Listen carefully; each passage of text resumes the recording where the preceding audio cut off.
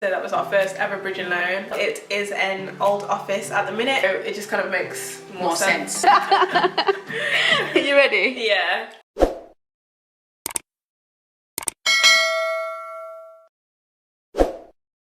What's good, Bhustlers? Welcome back to my channel. You're tuning in to yet another video. Today I'm joined by Leah Miller. Hi. So today's video is going to be all about her journey into property investment. She is only 21 years old and has already started investing in property. I thought she would be perfect to invite, one, to be a good example to you guys, but also talk to us a little bit about her strategy and give us an idea of how anyone else who is interested to get started investing in property can maybe use her strategy. Let's get into this video. For those that don't know, what projects are you currently involved in?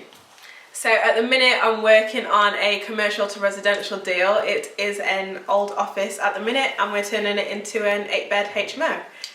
And we are gonna, well, so we've already brought it, obviously, now we're refurbing it and then we're gonna refinance it as well at the end. Why did you guys go for commercial to residential? Did you have like a strategic thought process behind it, or was it just more so an opportunity that came about and you thought, you know what, we'll seize this opportunity? I think we wanted to do kind of like bigger deals, so we want to do things in the future like pub conversions and things like that. So yeah, we just kind of like ended up getting into it, ended up reading some books on commercial conversions. And I think certainly for me and Mum, commercial to residential works really well because... Who's Mum? Cheryl Miller. Yeah. So she's in business with her mother as well. That's another thing about Leah. Together. Yeah, so I think for me and Mum, doing commercial to residential kind of works because refurbs take a little bit longer and it's not as hands-on like while the refurb's going on. It gives you time to do other things. So I guess we did want more of a passive income in property as opposed to like say a rent to rent or managing property, which is quite hands-on. We didn't want like a full-time property job that we had to do.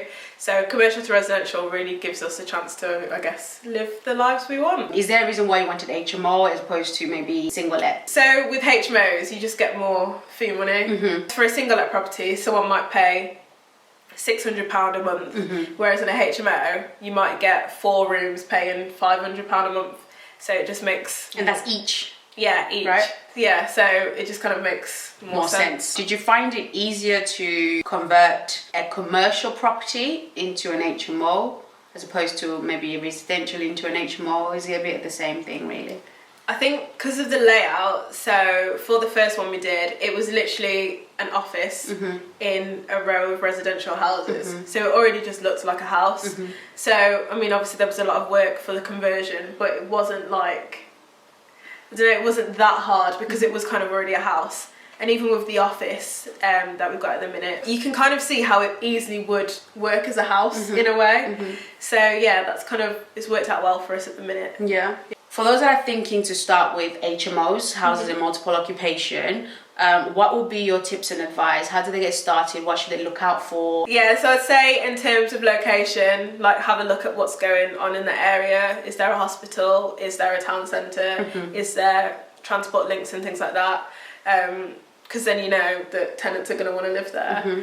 And then on floor plans and things like that, see how many bedrooms you can get out of the property, obviously without taking the mick and putting your tenants in boxes. Yeah. Is it better to go for commercial to resi? I think you can look into it initially. There's a really good book called Commercial Property Conversions and that does give really like good detail on how to get into it. I mean, yeah, obviously there's more to it, but I don't see why anyone couldn't do it really. Yeah. Like you've just got to get clued up really on what you need to do and what you need to learn. So in terms of what they need to learn, what would you advise? So just mainly books really and podcasts, things like that.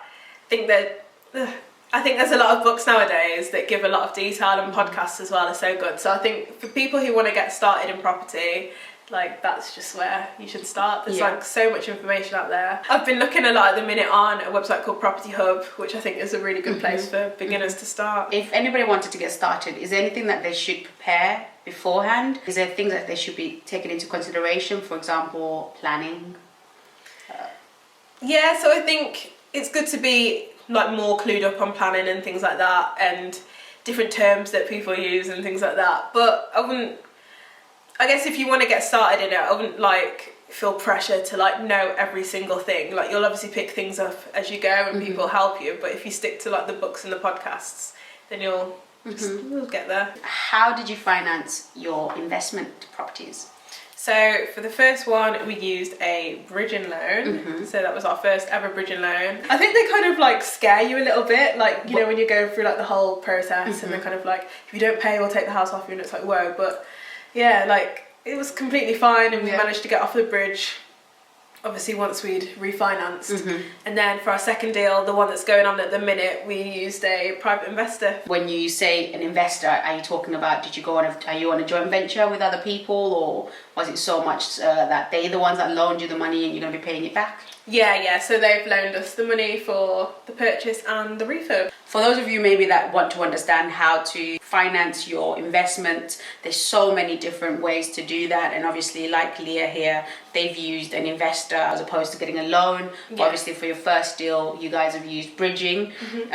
Guys, if you want to know a little bit more about bridging finance, you can go ahead and watch the video, which I'll leave a link below, to Shaz, the mortgage broker, who literally broke it down in absolute detail. So if you haven't watched that video, I absolutely advise that you go and check that out. What kind of preparation did you have to do before you could qualify for sort of bridging finance?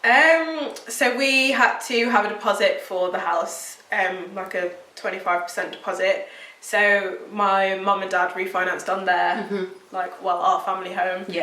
So we had that deposit, and then they asked for things like your ID and your passport, proof of address and everything and anything.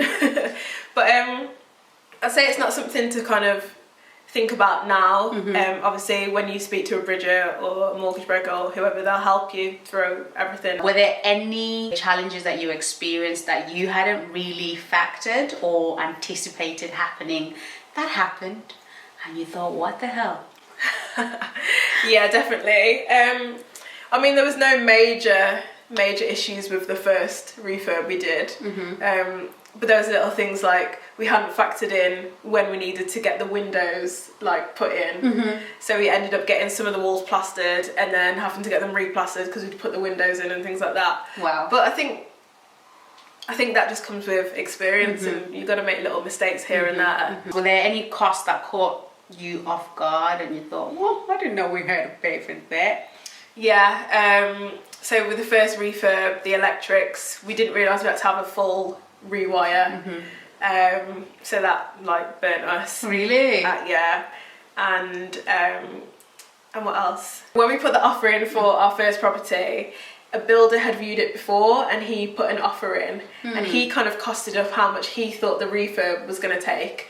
But that was almost based on him doing like a lot of the labour on his own. So then when it come to us doing it, we almost had that quote in our head thinking like, oh, it'll cost like this amount of money. But then obviously when we've come to do it, because we've had to get a builder in, it's ended up costing us more. But it was nothing that kind of like set us back. So yeah. You know, there's this perception of you have to be a certain age to get into property investing. Getting into property or buying a property for rental, for example, is a thing that you do when you're about to retire, when you're 50 and you've got some money saved up from the side, and then you put it towards a property. What's your advice to other young people and your tips as well? I'd say like literally just go for it. I think especially when you're in like your 20s, like you're just so young, like you're literally so young, and it's like I look at it that like I could fail for like the next 10 years and I'd only be 32. Like how young is that? So I just kind of think if you're young and you're new into it, just like go for it and go full out. I think especially for me, like when you're young, you haven't got as many responsibilities as like when you're older. So like I didn't have a mortgage, like I was paying rent and things like that, but I didn't have a mortgage, didn't have kids, didn't have anything like that. So I think that's when you can afford to be more risky and just go for it full out. Are there any tips and advice to what they should be looking out for in terms of price wise, and what's your sort of outlook on that? I think they need to find out what's really going to work for their lifestyle. If you want to be on holiday in Dubai, then you need to know that a strategy that involves management, service accommodation, usually things like rent to rent, that's not going to be probably as passive as say like a commercial to residential deal where you're not gonna have to like be heavily there involved, like all the time. So I'd say just like look for a strategy that's going to work for your lifestyle. You might want to do something like deal sourcing, so that's usually good for people who want to get into property and they haven't got any money, and I think that's fine if you want like a full-time sort of property job. What sort of mindset did you have at the time that you could advise others to start maybe embodying as well? Like I was just kind of like, I just want to go for it like full out. Like I didn't want to kind of like have a dabble and just kind of be like, oh, let me just try property, let me just see if I can get into it. I was like, nah, this is my thing, like I'm doing this full time, like period. So yeah, you've just got to kind of just be prepared to like do it full time and just go full out, and keep reading like motivational books as well to get you through, and podcasts and things like that. And yeah, just make sure you're working on your mindset. I really like the fact that you talked about choosing a strategy based on your lifestyle. I don't think we think about that often, to be fair. Yeah, exactly. Like so I didn't mention this before, but I did start with service accommodation, like rent service accommodation. Right. Like some people would probably know. And that just did not work for mine and mum's lifestyles, like at all. I didn't want people calling me, like guests like bothering that. you. Yeah, like I think it does just have to suit your lifestyle, and I think your investment strategy has to work on your terms and how you want it. What's your property goals for the future, investment wise? So, like, how long are we talking? Like the next year? You tell us. So me and mum have kind of decided between the two of us that every deal we do, we want it to be bigger. So we kind of want it to double every time, and then one day we'll just be doing like apartment blocks. That brings us to the close of this video. Leah also does have a YouTube channel as well, guys, so please go and check it out. And if you want to follow her on her property journey, hit her up on that channel and you can see exactly what she's involved in. Thank you guys for watching this video. Make sure to hit that subscribe button and also hit that notification bell so you're always updated when I upload a video. Do give a thumbs up to this video. As always, guys, continue being hustlers. I love it.